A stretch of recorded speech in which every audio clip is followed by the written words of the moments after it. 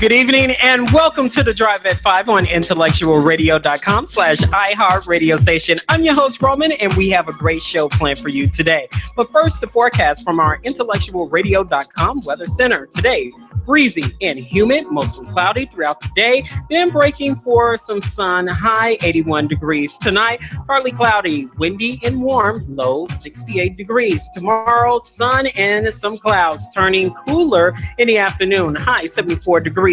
Tomorrow night, clear to partly cloudy, lows around 54 degrees. The rest of the week forecast looks like this. Wednesday, an afternoon shower is possible, high 68 degrees. Thursday, cooler, morning showers, high 60 degrees. And on Friday, more sun than clouds, high 56 degrees. The Drive at 5 is also part of the Monday Night Mogul with the Spiritual Hour at 4 p.m. Straight No Chaser with my girl, Rhea Ray Harris at 6 p.m. Monday Night Mingle with your girl again, Gina, at 7 p.m. I know we got so many girls here. And May Says with Maze Jackson at 8 p.m. The Drive at 5 is also part of the Fabulous 5 at 5 on IntellectualRadio.com. Today, my guest is a defense attorney who represented some of the best-known cases like R.Kelly and former Governor Rod Blagojevich. Please give a Drive at 5 welcome back to Attorney Sam Adams. Welcome to the Drive, sir. Thank you. Really appreciate you asking me to be here. Love it. Thank you. Let's see after the show. Okay. Currently, you are representing the police shooting of Betty Jones, who was the woman police shot, and some people say executed by the Chicago police. I know this is an ongoing case. However, what can you tell us from your perspective of what happened that fatal night? Well, without getting into too many of the facts themselves, as you said, that there's depositions that are taking place now. I represent the Jones family along with Larry Rogers Jr. I think everybody knows Larry. He's on the commissioner board down at the tax appeals, but he's also one of the best lawyers in the country. He represented Sandra Bland. He represents Philando Castro up in Minnesota. Absolutely fabulous lawyer, wonderful example in the black community of coming out here and making sure you're fighting for the people that you represent on a daily basis.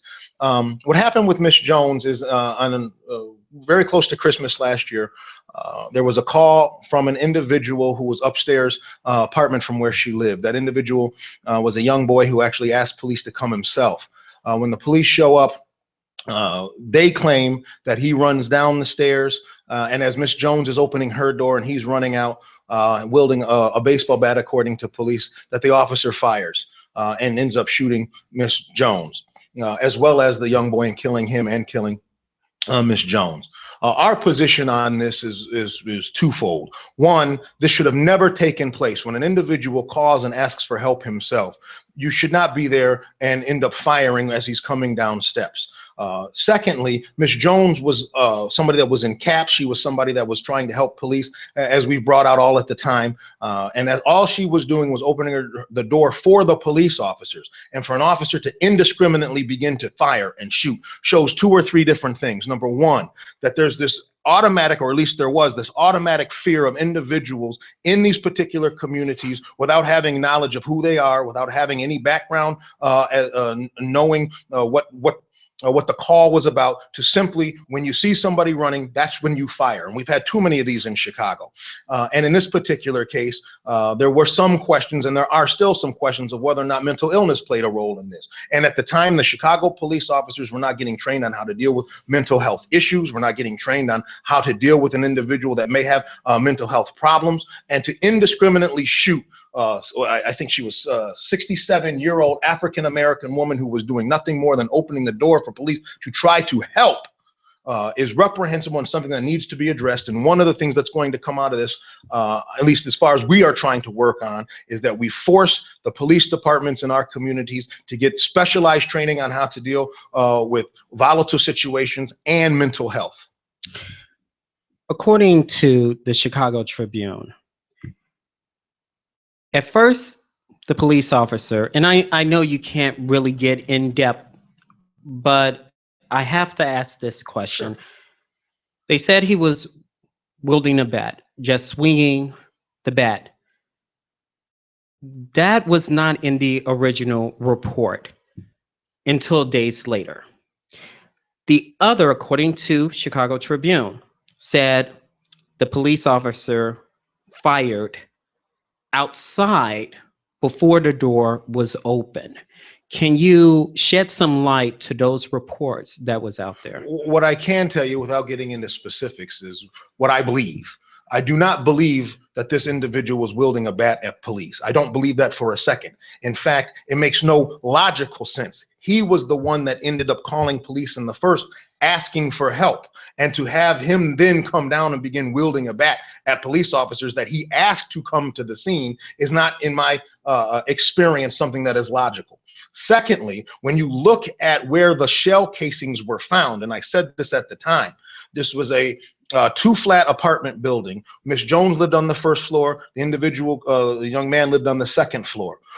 On the very front of the building is a small porch, about 4 or 5 feet long. The shell casings from the police officer firing were down on the street at the curb, right at the curb, which was about 25 to 30 feet away from the front door. To suggest that the officer was on the porch when this individual was, quote unquote, wielding a bat does not comport with the scientific evidence where the shell casings are 25 feet to the rear. And this was another example. We have to keep in context here the timing when this was. This was right after, I think a few months after the Laquan McDonald tape came out, right after nationwide, we've had a number of different police shootings going on, and this was another example, at least in my opinion, of a police trying to cover up a bad shoot. This was one of those situations in which the officer had to come up and use self-defense as his explanation for why he fired. I don't believe it for a second that this individual is wielding a bat. One of the things that we asked for from the very beginning was to come and show us the bat, show us where this was, where were the pictures, where was it lying, all of those things, which was not done. Now, I don't want to get into what's happened since, but I can tell you, in my opinion, it did not happen that way. It could not have happened that way, and we're going to be able to show that. Why this officer is still on the street, still on desk duty, knowing the incident, what you just laid out, why is this officer still on the street currently? That's, that's a very good question, and that's a question that I think the chief has to answer, and I think that's a question that needs to be answered. Under these circumstances, where we have these types of police shootings, why do these officers continue to have their jobs, or even when they retire, get their pensions? I mean, think about this. In 1990s, one of the most egregious things in the country occurred over at Area 2, where they were putting typewriter bags on individuals' heads. They were electrocuting their genitals in order to coerce confessions. And Commander Burge was convicted of perjury about lying on those, yet we still pay his pension. To this day, he still gets a pension from the Chicago Pension Board. Now, these are our tax dollars. These are tax dollars that we put in. This is money in which the African American community, although I'll go further than that, this is a human rights issue. This isn't just a black issue. This is a human rights issue. Why do we still continue to pay pensions to convicted felons who, it's been found, we know, tortured individuals into falsely confessing? These are all questions that need to be answered, and they need to be answered now. If we are really going to heal in this city, if we're really going to move forward, if we're really going to have a society that doesn't just preach about living together and loving together and being a society and being a community, we have to start answering and asking the real questions. How can we heal as a society, whether you're black, you're brown, you're Indian, when we're still paying people who tortured others? That's plain and simple common sense. And so I throw that right back at you, and I throw that back at the people out here who are voting. Why do we allow our law enforcement communities to allow these people to stay on and not check them from the beginning? And I'm working on that. Larry Rogers is working on that. That's one of the things that we're going to try to push through with this Betty Jones case. Under these circumstances, we need to get these issues regarding employment addressed, as well as simply just making a check and paying a check out of taxpayer dollars. African Americans, especially young black males, they are saying the following: if they commit a crime, they have to go to jail or booked in order to find out the truth, or what really happens that occurred in that particular crime. However, let's say the police, make a scenario, does the same thing, the same standards. They're saying, my standards are different from the Chicago Police Department. Why they're on desk duty piggyback on the Betty Jones case. The police basically said in a statement, I'm just saying to sum it up, even though it's not word for word, they're saying it's our mistake, our bad. But the officer, knowing that it was considered an execution according to some, this officer is still on the street, the officer's still on desk duty, and for some odd reason, you only have 30 days to be on desk duty, and those 30 days have been long gone. He's out on the street. You say what? That's a very interesting question that you asked me. And you and I were talking before the program started about me having 3 children and how I seem to have mellowed out, at least. Are you sure about that? Well, I told you once you start asking these questions, I probably would. But there is some very, very good truth to that. And one of the reasons is, in dealing with children, it's really a microcosm.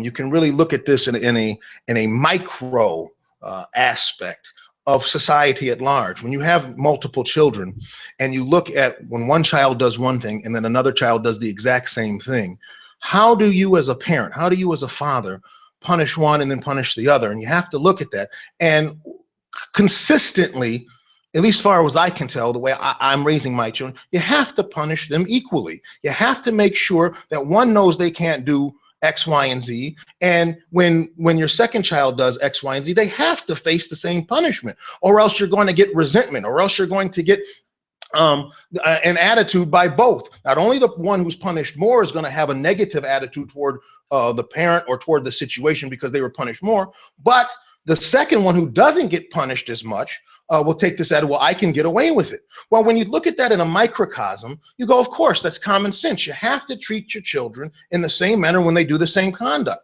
Well, take that out larger. When you have a community that is consistently having the same behavior and they are punished one way, yet officers, it seems, as what you were talking about, gets treated in a different manner, that has a negative effect on both, not just one or the other, both, because the individuals who are punished more pronouncedly says, why are you doing this to me? Why don't I have the same benefits, or should I say the same punishment, as other individuals who are doing the exact same conduct? Yet when you flip that over, it says the same thing about police. When police consistently get treated differently and consistently get either no indictment or charged with lesser crimes, or something's pushed under the rug, then an attitude begins to develop there as well. I can get away with X, Y, and Z because I'm above the law. Now, that just seems common sense to me. And that's what we as a people, not black, white, separately, but together, we as a people have to start to acknowledge. Conduct is what we have to begin to punish. In the Constitution, there's a thing called the Equal Protection Clause. And what equal protection means is when you're a citizen in this country, you will be treated the same as someone else that is similarly situated. And we have to begin to punish, if we're going to go with punishment, we have to begin to punish criminal activity the same. Because you wear a badge, you shouldn't get one sentence, and because you don't wear a badge, you should get another. Now, there are mitigating circumstances that can come in. It's not black or white. There are certain things that can be played and brought out where it's not as egregious as one or the other. But where you have similarly situated individuals, all we're not asking for anything better than. We're not asking to be treated differently than. We're asking just to make sure that if I do conduct, if I'm an African-American male and a Caucasian officer does conduct, just treat us the same. And I don't see why that is something people are against, because you read these comments in the social media, or you read the paper, there seems to be this attitude that when we're simply asking for people to be treated similarly situated and be treated the same, that somehow that's anti-police, somehow that's anti-law enforcement. That's not. All we're doing is saying, darn it, treat me the way you treat him and treat him the way you treat me. That doesn't seem to be too difficult. You have lawmakers. And some people consider you're an attorney, as a lawmaker in some sense. When I don't know if I agree with that, but I understand what you're saying.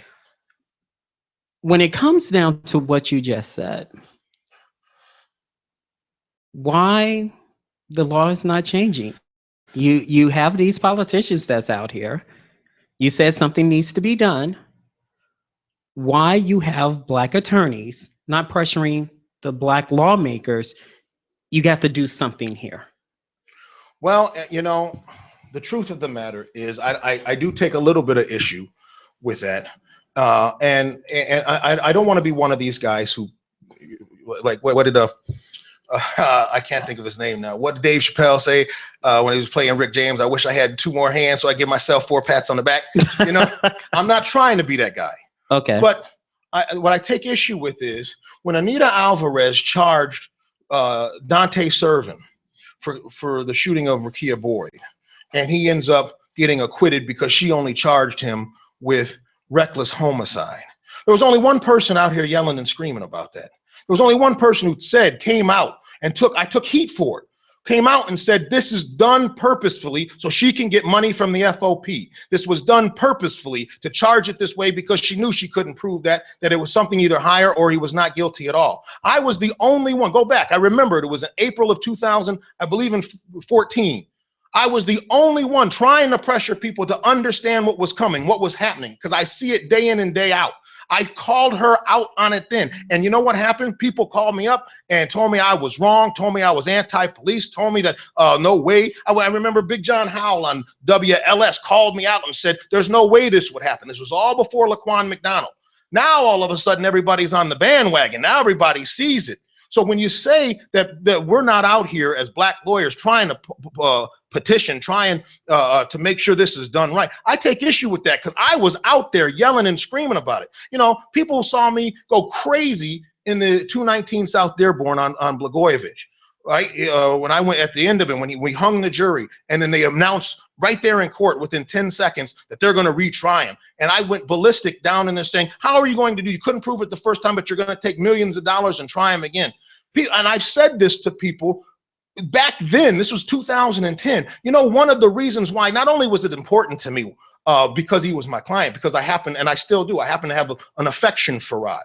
But what I said to them, and I still say it now, if you are going to do this to a governor of a state and a white governor of the state on television, on international media, what are you doing to the young brothers behind the police state? What are you doing out here to the young brothers who don't have a lawyer to yell and scream and fight? What are you doing to the young brother who doesn't have resources out here to make sure that they have protections and to make sure that if we're going to lock up one of our citizens, that the government be forced to prove it guilty beyond a reasonable doubt?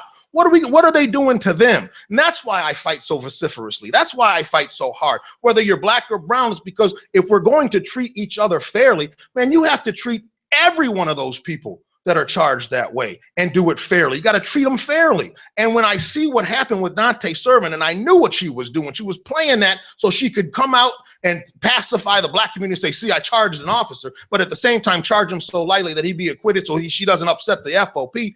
I was out there yelling and screaming about that then. I yell and scream about that now. If we're going to have justice, I don't care what uniform you've got, whether it's a gangbanger uniform or a police uniform, where everyone should be treated the same. I said that then and I say it now. So the only thing I take issue with is you saying we're not doing it. I try to do that every day. Man, I try to live every day. I go in there and battle on behalf of those that don't have a voice for themselves. And I call it like I see it. Do I think there are a lot of people out here that can't live amongst us? Of course. It's way too much violence. This isn't just me being a criminal defense attorney. In fact, I'm probably a lot more conservative than most folks think. But if we're going to do it, if we're going to have this system, if we're going to make promises that we're going to be a fair society, well, we better live up to that promise. We better not cash that check too early. That's why I say the only thing I take issue with, I try to fight every day on behalf of everybody who can't speak for themselves. Is the FOP responsible for protecting these officers that are accused of wrongdoing? It's a very, very big general question, but in a general sense, of course. I mean, look, they gave Jason Van Dyke a job. Now, who am I to say that the man shouldn't work? I'm a big believer you're innocent until proven guilty. I have to take that position. Man, I can't be out here saying for my clients, you have that, and then treat Jason Van Dyke differently. Now, if they can prove him guilty beyond a reasonable doubt, he ought to go to prison. That, whether I think he should or shouldn't, it's going to be up to the government to prove him guilty beyond a reasonable doubt. And Jason Van Dyke is presumed to be innocent until proven guilty. But the question isn't always whether or not the law allows it. Sure, the law allows the FOP to make those kind of decisions before he's indicted. I mean, before he's convicted. Sure, but like Chris Rock said, you may find a good reason to throw an old woman down a flight of stairs. Just don't do it.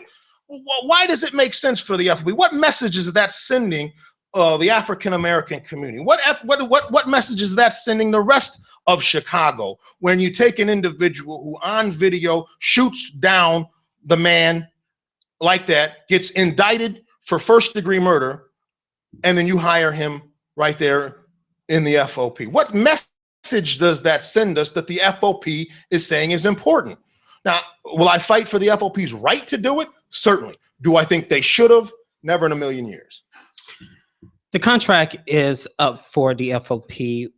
You're a defense attorney. What would you like to see in that contract as a defense attorney? Put yourself in the room. Your reaction is priceless here. Put yourself in the room and you're negotiating. Even though there have been speculation, there are backroom talks already going on.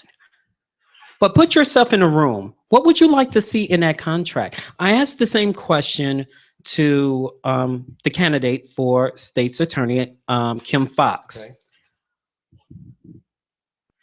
Basically, she would ask to be in a room. That's what she said. I look back. However, that's not common. Put yourself in that position. What would you like to see in that contract? That's a wonderful question, which I truly, you're going to have to ask me back on. I've never given that honestly any thought. That's a wonderful question. That's probably something I should think about.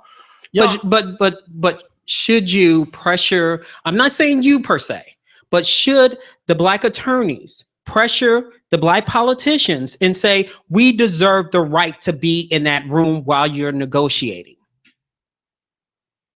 Well, my gut, of course, my gut says yes, but what I won't do, and I mean this wholeheartedly, what I don't want to do is be one of those guys who just has to say something.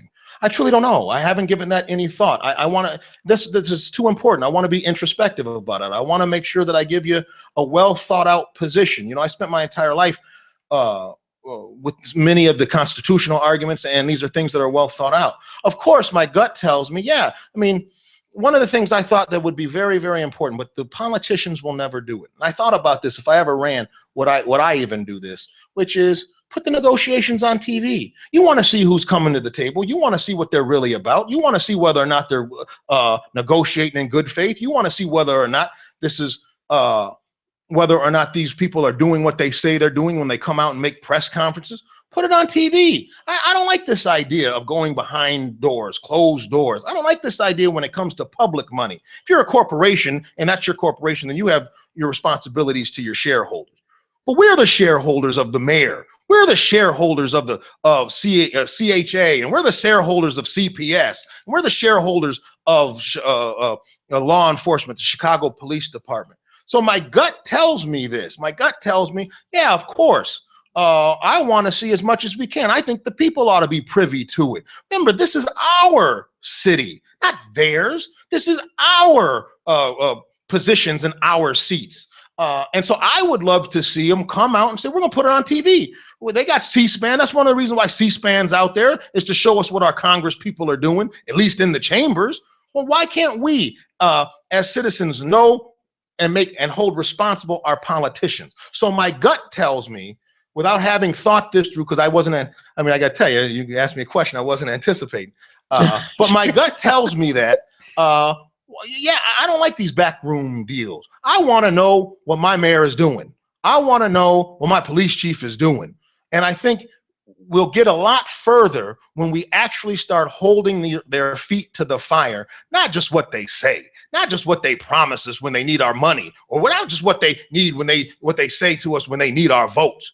What are you really doing when it comes to negotiating contracts? What are you really asking for? Who's really there to do it correctly and do it right, and who isn't? So that's what my gut tells me. Now, put your lawmaker hat on for a second. Why not put a legislation or a lawsuit via the courts in order to change the way the Chicago police and lawmakers are handling things? Why not say, okay, let's tie certain situations up in the court to put attention out there for lawmakers? You gotta give me. I'm going to elaborate on that. Okay, let's say, for example, your case. For example, nobody's not putting pressure on the FOP, the wrongdoing of the FOP. A lot of people said, and even on this show, they said they're union. That's union stuff. However, if they're protecting these officers, giving them jobs, as you say, this is our money. Well, that's not with the FOP, right? The FOP, they take dues from the police officers themselves. But still, technically, those dues are taxpayers' money. If you look at it in a way that how I'm looking at it, if we're paying their salary as taxpayers, if they're paying dues, technically, right, that is our money. For instance, even though we're paying police officers and they take their money to a barber, the barber's not getting public money. That's really the officers. Once it's in his account, that's really the officers. Now, I'm not trying to make excuses for the FOP, Lord. That is not what I'm doing. But we do have to make sure that we got to keep some kind of semblance here of public versus private. Now, the FOP is going to end up being a private institution. It's a union. It's union dues. And like I was saying do you before, think that's the problem? It's private. Should we make it a public institution? Do you think, because there's a institutionalized problem? That's where I'm getting at. It's an institutionalized problem that the FOP, time and time again, they are on record when it comes to police shootings and saying, okay, Laquan McDonald, FOP was there on the scene. They were. From my understanding, they were. Okay. Now, a lot of these shootings, they were on the scene. Now, if they were away from the scene, so it's okay for them to be on the scene, but it's not okay for them to get the backlash when something goes wrong. Well, that's why I'm getting. I think there's no question in my mind that if we can show that there was an active participation in a cover. Can I stop you there? Okay. Time and time again, NBC5, CBS 2, Chicago, WGN have on record, on videotape of Camden. Pat Cam, no question. On record saying, the shooting was justified. True. The shooting, this is what happened. He's representing the FOP. True. Now, if he's representing the FOP, protecting a police officer. Well, wait. So you make a jump there. Wait a minute. You make a jump there. Where am I wrong? You're making a jump there that he's protecting the officer.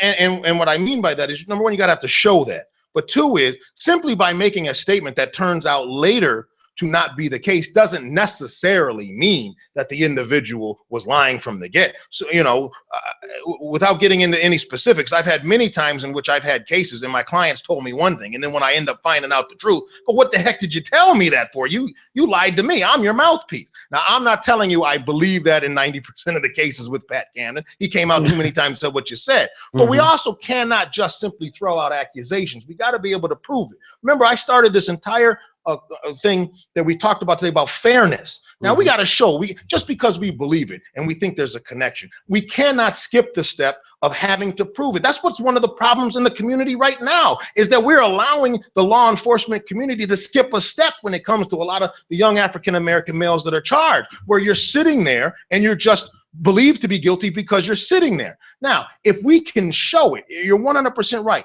If we were able to show that Pat Camden knew from the very beginning that this was a unjustifiable shooting, that the officer came over to him and said, man, I shot that so-and-so, but you got to go on TV and cover it up for me, then I'd be with you 100%. But we have laws for that. That's conspiracy, that's collusion, that's obstruction of justice. I can name you one incident that happened. There was a car chase that happened several months ago, and the police is on record. Actually, they said they have to put in reports to dismiss the police officer. He was just firing and killed the suspect. He jumped over the gate, and he said it was a weapon, and there was no weapon. And he was on camera laughing about it, talking about it on police camera.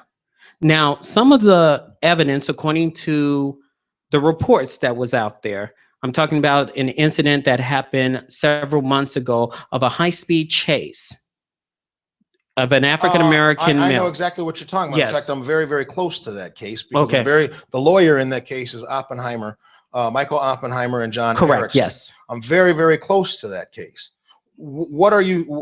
What am I alluding to? Yeah, what are you... You mentioned if we can prove that if there is some connection of a police officer knowing he was in the wrong, you have video evidence, according to what the media have shown thus far, that the police officer was in the wrong. Oh, that's not what we were talking about. I'm a lawyer, so I'm listening very intently here. Oh, okay. But what you said was, can we connect the FOP to it?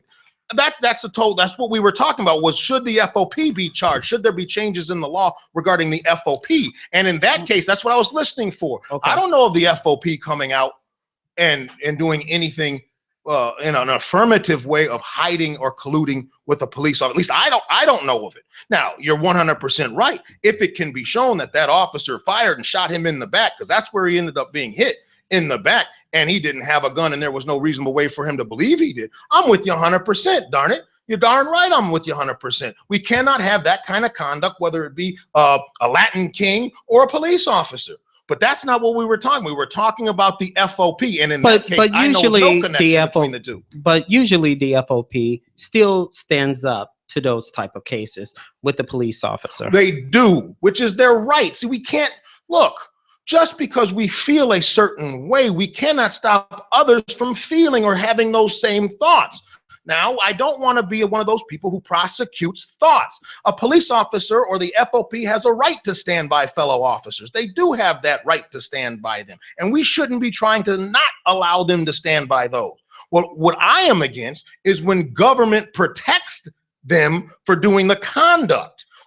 If a police officer wants to stand up there and say he was justified in that, he's got a First Amendment right to that. But you got to respect our First Amendment right to call him out and say you're lying. See, we can't do that. As a people, we cannot get caught up in our emotions and say, I know he's lying, therefore we should prosecute him. Because that's what they've been doing to us for years. That's why government has too much power to this day. And we cannot fall victim to that as well. I don't care what stance they take. He's going to stand. These people can stand up and scream at the top of their lungs and fight for the things they find important, just like I'm going to stand up and scream at the top of my lungs and fight for what I believe in. But what we can't do is prosecute thought. Now, if you show me action, you show me where they're colluding, you show me where they're doing active participation in a conspiracy, you're not going to find anybody harder on them than I am. But we can't prosecute their position. We got to prosecute conduct. Chicago Police Department has an African-American police superintendent. Now, so far, this is coming up on his 1-year anniversary. How would you rate him as the decisions that he has made thus far as the police superintendent? I feel like I'm doing a Yelp review here. That's a very good question. There's some things that I think he's certainly been more accessible than the past police chiefs. There are certain things that I think he has done well. When you see him actually out on the street, actually patrolling, that tells people in the community he cares. There are certain things I don't agree with him on. For instance, this idea that the sole reason for violence is that we don't have tough enough gun laws. I don't buy that. I don't believe that for a second. That's not the major problem. That the major problem is that these kids don't get sent to prison long enough. Those are grade school answers. If you want the honest to God opinion, how I feel it, those are taking a dart and throwing it and saying, I'm going to put up on the board anything that I think will sell to the public. We got major problems in this that lead to major problems, right? We got major issues that lead to major problems. This isn't one or the other. It's not just that we have too much crime in the community. We have to sit down and take a real stock, have real introspection, and say, what does a kid who's born in 2000 do? He's 16 years old, where he had an underdeveloped education, where he may have not had access and resources to be able to go on to college. What do we do with the kid whose parents were in jail, and what have they been taught? What do we do with a kid whose mother had them at 15? And so what did they really learn when the mother's 23 or 24? What do we do about not having jobs in the community? What do we do about making sure that if you are in the community and you get arrested and it's a nonviolent offense, how are we going to treat them? How are we going to make sure that they have resources to move forward and past that? You have to have a multifaceted solution to these problems. Why is it that we talk about having way too many guns and gun violence in the community, yet no one seems to address where they come from? No one seems to take seriously the gun manufacturers. No one seems to take seriously how they're brought into the community. I read an article just a couple of weeks ago that a train was robbed right outside of Inglewood. I preach this all the time because I think Chicago is supposed to be the biggest and the best city in the country. Why? Because if you want to do business in LA from New York, or you want to do business in Canada from Atlanta, you have to come through Chicago. And where? Why? Why and where? You have to come through Chicago, and you go right through Inglewood. Go over there and look at all of the trains that go through there, all of the different rails that go through there. Chicago is the hub, really, of the world. If you want to get stuff from the East Coast to China, you got to go through Chicago, man. You got to do it. Now, why right there in Inglewood? Now, how come there's not major factories that have been brought here? How come there are not major jobs that have been brought there? Warren Buffett bought an entire train railway. How come our mayor, who happened to be chief of staff, and Obama was dealing with Warren Buffett and still deals with him, not had a deal to bring in much of that business, much of those jobs right there in the community that's being hit hard on the south side, Inglewood? I read the article the other day that a train was robbed and 15 AR-15 rifles were taken off a train. But that's not, and let me stop you there. That's not the first, nor the second, not the third or fourth time it happened. This is the fourth time it happened this year. Why aren't we dealing with it? But the problem is, like I said, there's an inside institutionalized problem that we all have to come to grips. Because you go to a lawmaker and you say, you need to check into this. They will say, well, that's federal. You need to check into that. Well, that's city. See, they both don't want to work together intertwined because they have rest stops in hot zone areas. And I find it very hard to believe because I know what you're talking about. This is an issue that I've been discussing Right. from time to time, that Union Pacific brings these weapons in and they have a stop in Inglewood, in the Austin community, for almost about an hour. You have 100 cars that's there, and this one particular freight gets wiped clean. There was an explosion, not an explosion, but they There's said a fire. not a fire, but it was over the summer in July, before the 4th of July, Union Pacific got robbed again, and there was thousands of explosives that were missing. Again, a, a little blemish in the news. But if you go on the website, it's kind of like it jumps out at you. Why is this being underreported? Why lawmakers are not taking account? You said, and I said, lawmakers are saying, I want to know where these guns are coming from. Now, let's be realistic. You answer this question. I'm a 16-year-old. You know how much a AK-47 costs, right? Why is it in the hands of a 16-year-old? Well, in my personal opinion, Yes. many times they're given out free. Many times like this, you're talking about trains that are robbed. They can get access to them for $200 or $300 or free.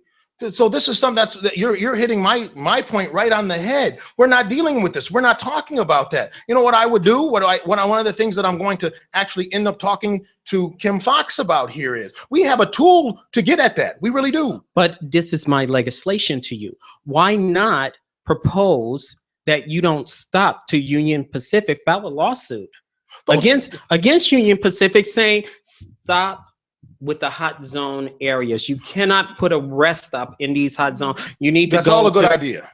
That's all good ideas. I kid you not. That's a good idea. I have no problem with that. But I also think we have a tool right now that the state's attorney in this county can use, and that's the grand jury. See, that's what the feds do, and that's what many people aren't privy to. When the feds want to go, just like they did in Las Vegas. You know how they got rid of the mob in Las Vegas? They went out there and they determined that they were going to get and move up and get the hierarchy. And so they came in with the FBI and they began to investigate, and then they brought people into the grand jury and said, you're going to tell me what I want to know, and I'm going to give you immunity. And once you get immunity, you cannot refuse to talk. You cannot refuse to tell them the things that you know, because you've been given immunity. You have two choices. Either A, tell them what they want to know, or B, sit in prison until you do tell them what you want to know. It's called contempt of court.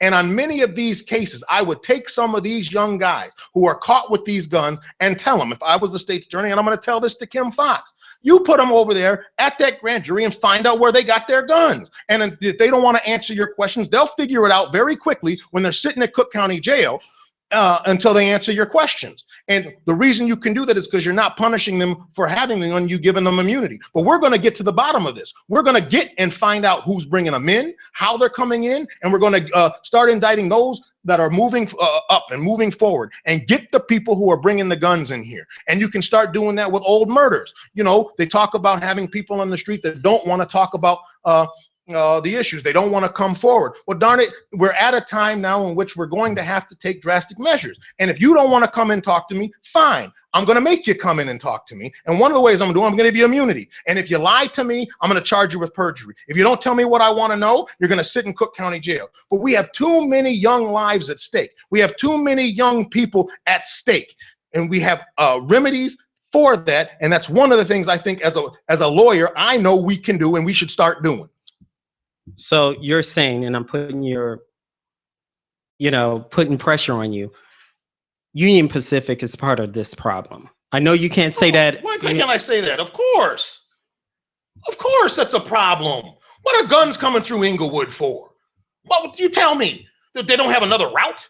You're telling me they can't go around the city when we have as many problems as we have, when we're the laughing stock of the world, when the world is watching us and the violence that we have? We just have to have a Union Pacific Railroad with guns on it? But why these politicians saying, I don't know where to get these guns from? That's money. Come on. That's money. What do you think the NRA gives out? That's money.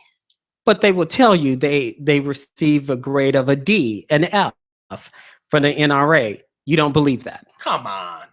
It's money. Look, like I told him in Blagojevich, when I knew he didn't take a dime. You want to know what happens in this county? You want to know what happens in this state? Follow the money. I keep telling people that all the time. Well, I understand people are frustrated and they want to go protest. You really want to protest and you really want to affect change? Go protest out in front of the big donors to the politicians you want to make change. Go to the donors' businesses. Go stand out in front of the donors' place of work and start telling them, until you start changing who you're giving money to, we're going to be out here day in and day out protesting this business, and wait and see how fast things change. It's about money. Now, whenever they tell you it ain't about money, it's about money. Now, come on.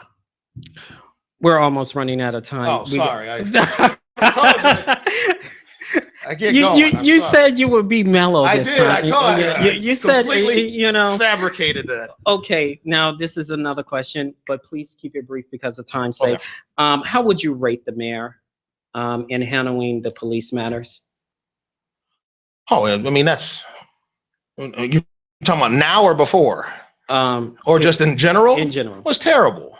There was no reason why the city of Chicago had no idea about that Laquan McDonald tape until hard-working reporters came out here and brought that story to light and got a judge to order its release. No reason.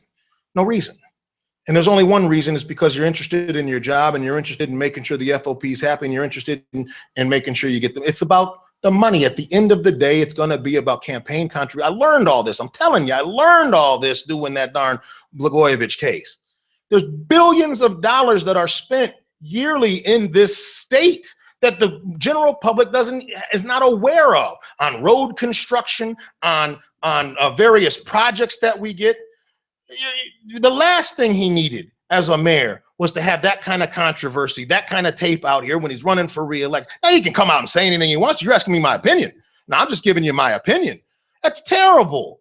And any real person, any real father, any real person that has feeling would have made sure the public knew about that. Now, that doesn't mean you convict the man just based on that. You got to go through a trial. You got to give him a fair hearing. We'll become just like what we're complaining about when we don't follow our own dictates. But you're not going to tell me that's a good mayor. Let's move on to politics, shall we? I thought that's where we were. You were involved in a rumorville regarding running for state's attorney. Were you interested in that position? I was, and the honest to goodness truth is I was very interested in looking at that and seeing whether that was something for me. A couple of things happened. I had a young child. She's 3 now. She just turned 3. At the time when I started really looking at this, she was 1. I had at the time a 7 and an 8-year-old, and it was something that, to be honest with you, the family did not want me to do. But I really seriously considered it. We had not had an elected African-American state's attorney, which I think is very important. I thought that I have some ideas. I've been in the legal field 18 years as a lawyer, but remember, my dad brought me around 26th Street since I was 6 or 7 years old. So I've really been over there, and I get to see it from a perspective of not just a lawyer, but also as a friend with many people in it, and brought up in the community. I did think about it a lot. I went and actually talked to Toni Preckwinkle, who said she wouldn't support me in doing it, that she wanted somebody that she knew and wanted herself. I didn't say this at the time prior to. I didn't want to be the reason why somebody got elected or didn't get elected. You move on. But now I can say that as it's pretty much a lock that Kim Foxx is going to win. And I've gotten a chance to really get to know Kim Foxx now since the primary, and I have a lot of respect for her. I really do. I've talked to her, and I've seen some of the things that she's talking about doing, and I've had real conversations with her. And I think she's going to make a good state's attorney. So at the end of the day, yeah, I was interested, but I think we're going to be in a much better position now that Kim Foxx is going to take over. As I told you before it started, if I had run, my slogan might have been "Vote for Sam Adam." I can't do worse, you know. But I think we're going to be in a good position, and this way I can also take care of my family. Would you ever decide to run for public office? Are you grooming yourself to run for public office? In what position you might think? You know, I'm always flattered and I know I get going sometimes, and I get really involved in causes and that type of thing. But yes, I'm trying. You know, I'm 44 now, and knock on wood, I've been able to have a very good career at a young age. And I look around me, and I'm always flattered when people think I have something to offer them. You know, that's really what public service is. You're offering talents, your skills, your ability to make things happen that will affect their lives. And I've been trying to really calm down. I told you this. I really have. I know. No one. You're driving home, and I going, "Is this guy serious?" But I've tried to look around, because while I do have this passion, I do have this fire. There are people, when you're a public servant, that you have to represent that don't agree with you. And you have to take that into consideration, because it's their seat too.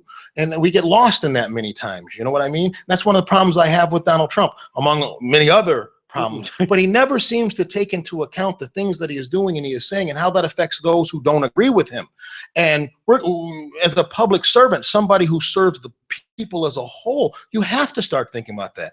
And so I've been trying to groom myself and think, you know, if I'm doing the same thing, or I'm acting the same way as I was at 35, 10 years later, the problem is me. And so I'm trying to calm down. I'm trying to look around myself and say, if this is something that I'm going to end up doing, putting my hat and taking a seat that belongs not to me, but to the people listening to this show, and the people that are out there driving every day, and the people out there who, when I tell you I speak for those who can't speak for themselves, there's tons out there that I'd be representing as their spokesperson, as a public official. You have to take some real introspection and groom yourself. And I am, because it is something that I've always thought about doing, and something I take very seriously, and something that I think if people do think I have some skills and a skill set for them and talent for them, I'd be honored to do. You're going to turn red again with this question. Okay. The judge and the former governor, Rod Blagojevich, I can't, because of time's sake, allow you to go away. Okay. Without asking this question. The judge and the former governor, Rod Blagojevich, sentenced him to do the whole 14-year sentence, despite numerous letters from prisoners, aldermen, and other attorneys stating he has been reformed. He learned his lesson. You said, and I quote, when you was on the show, I don't think, well, this is what you said during when the judge made the decision. I don't understand how the judge can come to a decision like this after receiving numerous letters saying he was reformed. Do you think the judge is totally unfair with his decision? And also, I have to do a two-parter because of time's sake. Last time you was on the show, I asked the question, do you think Obama will pardon him? You said no. Despite there is a plea from pastors, attorneys, politicians that's out there to flood the White House with letters stating for his pardon.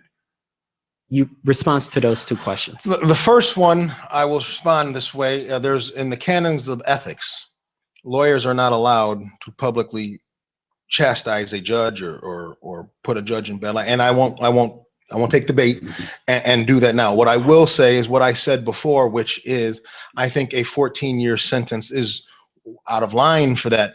For whatever he was convicted, whether you like Rod or you didn't like Rod, whether you thought Rod did it or he didn't. We're talking about a situation in which no money changed hands, and at most it was discussed, at most. And to sentence someone to 14 years away from your baby, 14 years away as a citizen for conduct that was something that I think was, well, if you believe he did it and he was convicted of it, was at a maximum 4 or 5 years. I think the sentence itself is unfair and too far. The judge himself, I'm not going to comment on that. Now, on your second question, I stand by what I said when you and I talked before. I would love to be wrong. This is one of those times I'd love to stand up and say I was wrong, but I'm not going to be, which is there's no way that President Obama is going to pardon Rod Blagojevich. I hope I'm wrong. I'd love to come back on your show and eat humble pie. I'll even bake the pie for you. I would love to. I'd love to eat crow, because I think that's an unfair sentence. But there's no way President Obama is going to pardon him. There's too many things out there. Despite all the letters campaigning that's urging him to consider pardons. Presidents are known to pardon people at the last minute. What I'm saying to you— How many presidents have pardoned anyone where they had a 17-page police report, which they spoke on the crime itself, that wasn't given to his lawyers?